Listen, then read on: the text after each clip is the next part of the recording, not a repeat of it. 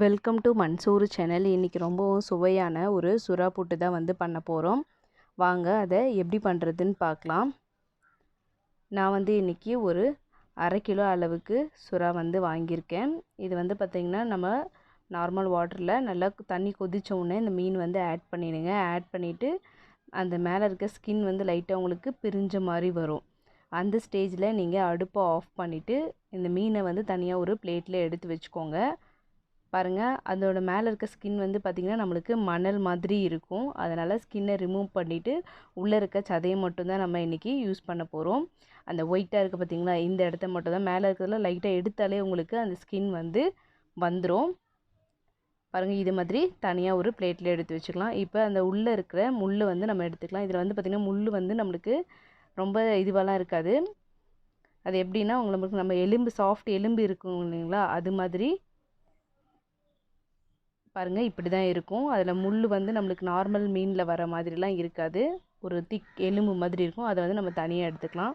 அதை வேணுன்றவங்க நீங்கள் ஆட் பண்ணிக்கலாம். நான் வந்து அந்த முள் இல்லாமல் தான் எடுத்திருக்கேன். இப்போ ஒரு பேனில் ஒரு 3 டேபிள் ஸ்பூன் அளவுக்கு எண்ணெய் வந்து ஆட் பண்ணிக்கலாம்.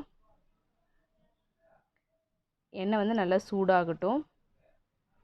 இப்போ இதில் 1/2 டேபிள் ஸ்பூன் அளவுக்கு சோம்பு,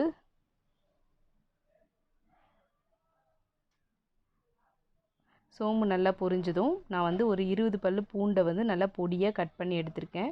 நீங்கள் பூண்டு வந்து எந்த அளவுக்கு ஆட் பண்ணுறீங்களோ உங்களுக்கு நல்ல வாசமாக இருக்கும், உடம்புக்கும் ரொம்ப நல்லது.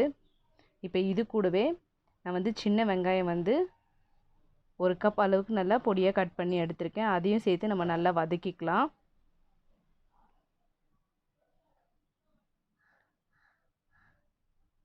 வெங்காயம் வந்து நமக்கு இந்த அளவுக்கு வதங்கினதுக்கப்புறமா ஒரு துண்டு இஞ்சி வந்து பொடியாக கட் பண்ணியிருக்கேன்.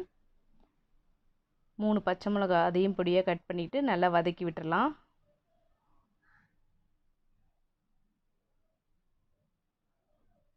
இப்போ இது கூட தேவையான அளவு உப்பு வந்து ஆட் பண்ணிக்கோங்க.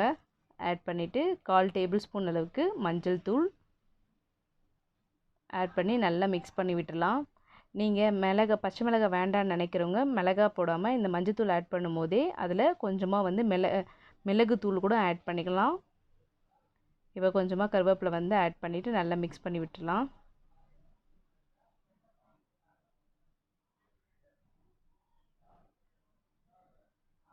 இப்போ இது கூட நம்ம எடுத்து வச்சுருக்க அந்த சுறாவோட எல்லாத்தையுமே வந்து நல்லா ஆட் பண்ணி விட்டுருங்க. நீங்கள் உதுத்த மாதிரியும் எடுத்துக்கலாம், இல்லை கொஞ்சம் நல்ல பெரிய பீஸாக வேணும்னா கூட நீங்கள் அது மாதிரி உங்களுக்கு கட் பண்ணி எடுத்துக்கோங்க. கட் பண்ணிவிட்டு நல்லா வந்து நீங்கள் கிளறி விட்டுடலாம்.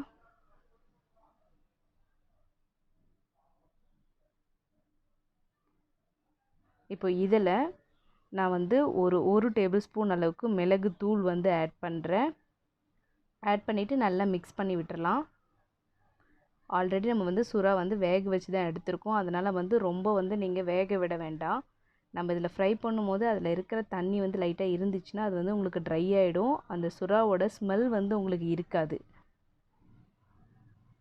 நல்லா இந்த அளவுக்கு கிளறி விட்டுருங்க. இதுவே நீங்கள் தண்ணியாக இருந்ததுன்னா லைட்டாக வந்து உங்களுக்கு அந்த ஸ்மெல் வர ஆரம்பிக்கும். அதனால் வந்து எந்த அளவுக்கு நீங்கள் அதை கிளறி விடுறீங்களோ அது வந்து உங்களுக்கு ரொம்பவும் டேஸ்ட்டாக இருக்கும். ஃபைனலாக வந்து நம்ம கொஞ்சமாக கருவேப்பிலை வந்து ஆட் பண்ணிவிட்டு நல்லா மிக்ஸ் பண்ணி விட்டுருங்க.